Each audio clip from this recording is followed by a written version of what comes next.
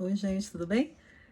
Estou aqui hoje para responder mais uma pergunta aqui da nossa caixinha de perguntas, né?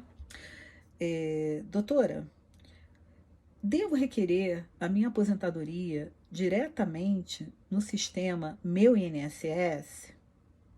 Pergunta muito interessante. Não deve.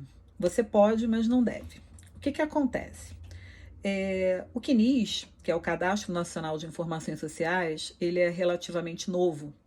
Então, eu já tive alguns clientes onde não existiam todas as informações contributivas informadas naquele sistema deles, do INSS.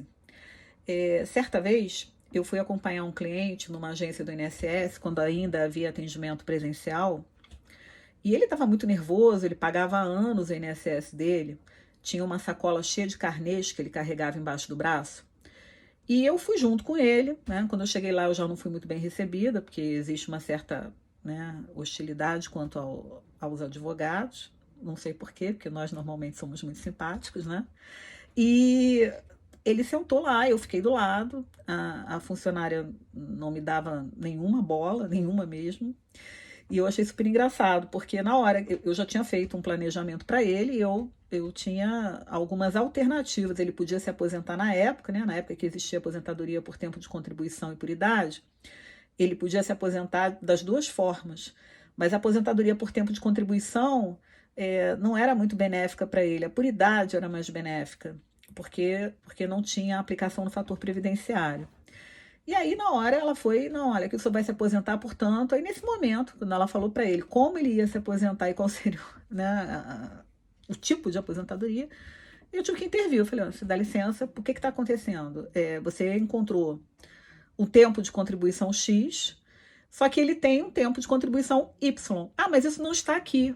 Eu falei, exatamente, esse é o grande problema.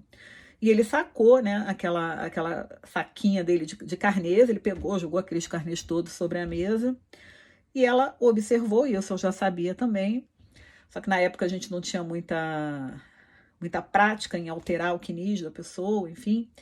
Ela verificou que ele tinha 2 números de inscrição junto ao INSS. Ele fez uma parte dos recolhimentos dele com um NIT, com o número de identificação do trabalhador, e fez o outro com outro NIT. Só que esses cadastros, eles não tinham sido unificados. E ela, ao buscar o cadastro dele, encontrou aquele que tinha o maior tempo de contribuição, no entanto, não tinha todo aquele tempo de contribuição que era mais favorável para ele. O que ela fez na hora? Ela unificou os cadastros e ele acabou obtendo o benefício mais vantajoso na época, né? Esse é um caso concreto que realmente eu tive no escritório. Mas hoje em dia a situação está um pouquinho mais complicada. Nós sabemos que o INSS está com poucos servidores, né? E alguns benefícios, eles são analisados por um robô. E aí o que acontece? Quando você entra lá com o teu requerimento de aposentadoria diretamente no meu INSS, você corre vários riscos. Primeiro, você não sabe se aquele sistema, se existe alguma irregularidade cadastral. Uma mínima irregularidade cadastral, ela vai gerar o seu indeferimento. E aí você vai ter que entrar com recurso. Você entrando com recurso administrativo, sabe-se lá quanto tempo que esse recurso vai ser avaliado e julgado. Primeira coisa, né? E enquanto isso, você não está recebendo. Então, se você sabe que tem direito, já foi informado nesse sentido, e você tem pressa, né? E todos temos pressa para receber, você deve procurar um profissional qualificado. Por quê? Porque esse advogado, né, que é profissional da área, que está acostumado a requerer benefício, ele já conhece os caminhos corretos. Inclusive, nós, advogados, nós fazemos o requerimento da aposentadoria não pelo meu INSS, nós temos um sistema próprio, onde os advogados, eles têm, inclusive, preferência de atendimento. E aí esse advogado ele vai fazer uma verificação em todo o teu histórico contributivo, ele vai verificar se existe alguma irregularidade no teu cadastro, caso haja, ele vai corrigir, e isso vai evitar o quê? Vai evitar que o seu benefício seja indeferido e que haja perda de tempo. Então, quando você me pergunta, doutora, eu devo requerer? Não deve, não deve. Você pode, mas eu não indico, né? Ah, qualquer um faz isso. Não, não faz.